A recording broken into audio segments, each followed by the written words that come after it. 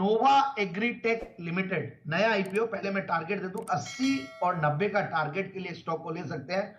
सबसे मजे की बात क्या होती है, छोटे प्राइस वाले स्टॉक्स काफी अच्छे लगते हैं और देखने में भी। और आईपीओ आया था इसका 22 से 24 जनवरी। अब एक और निवेदन है कि नाम सुना पहली बार मैं जेम्स में कवर कर रहा हूं, तो प्लीज एक साथ जंप मत कीजिएगा। स्टॉक नीचे भी आएगा, ऐसा कुछ नहीं है नहीं आएगा, बट एनीवेज क्योंकि प्राइस अट्रैक्टिव लगता है। तो छोटा आईपीओ था और छोटा प्राइस का आईपीओ था।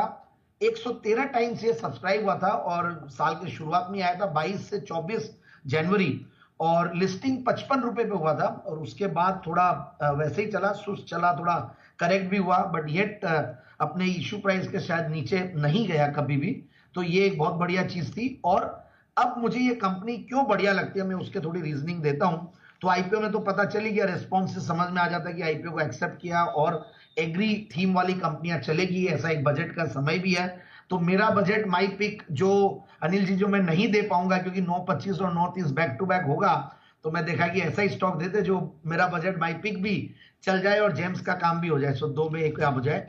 तो ये एक स्टॉक छोटा पैकेट और बड़ा धमाका करने के लिए तैयार है ये स्टॉक। मुझे सबसे बढ़िया बात लगता है, एक पुरानी कंपनी है, एक्सपीरियंस मैनेजमेंट है, 2007 से कंपनी कार्यरत है और जैसा कि एग्रीटेक नाम आया तो एग्री इनपुट्स का काम तो करती है और कुछ टेक्नोलॉजी में भी काम बढ़िया कर रही है।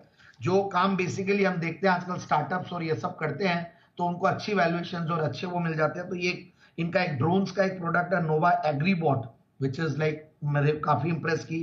जब आईपीओ आया था तभी भी हमने पढ़ा था। और नोवा भू परीक्षक, मतलब ये कुछ इन्होंने टेक्नोलॉजी बेस्ड सोल्यूशंस देते हैं और जो बाकी प्रोडक्ट्स का पोर्टफोलियो भी बहुत बड़ा, क्रॉप न्यूट्रिशन का है, सॉइल हेल्थ मैनेजमेंट का है, बायो स्टिमुलेंट्स बनाते हैं। तो करीब इनकी मैं देख रहा था उनके वेबसाइट पे तो 629 करीब प्रोडक्ट रजिस्ट्रेशन है इनके और अच्छे खासे पाइपलाइन में भी है, करीब 53 करीब और भी है। तो ये सारा इतना इनोवेटिव कंपनी बोलूंगा मैं, इतना अगर काम करते हैं तो बाकी एग्री रिलेटेड सारे स्टॉक्स अभी इन दिनों में अच्छा किए ही है और ये भी वैल्यूएशंस के लिहाज से बहुत महंगा नहीं है।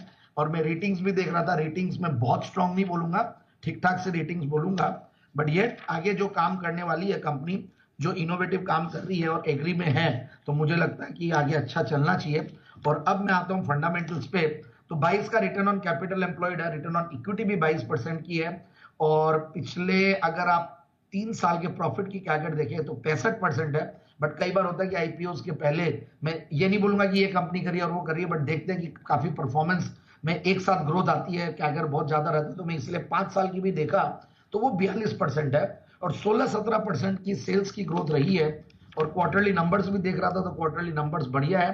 मतलब मार्च 2023 में 8.25 करोड़ का पैट है और मार्च 2023 में 8 करोड़ का था और मार्च 2024 में 8.25 करोड़ का। So overall highest ever top line पे बैठी हुई है कंपनी। मार्च 2024 में 250 करोड़ का टॉप लाइन था और बॉटम लाइन 28 करोड़ का। So which is also good. I think एक 600-700 करोड़ कमाने वाली कंपनी का बॉटम लाइन ठीक है। और दूसरी बात यह है कि हमने ओवरऑल अगर देखे तो शेयर होल्डिंग पैटर्न में भी कुछ एफआईआईज और कुछ डीआईआईज भी इसमें इन्वेस्टेड है और कुछ रिनाउंड शेयर होल्डर्स भी हैं। सो ओवरऑल एक अच्छा स्टॉक है छोटे प्राइस पे और वैल्यूएशंस बहुत महंगे नहीं है। एक innovative company in terms of जो ये लोग सर्विसेज एग्रीबॉट और ये सब बनाए हैं वो इंप्रेस करता मुझे। बाकी इस लेवल पे लेते 80-90 के टारगेट।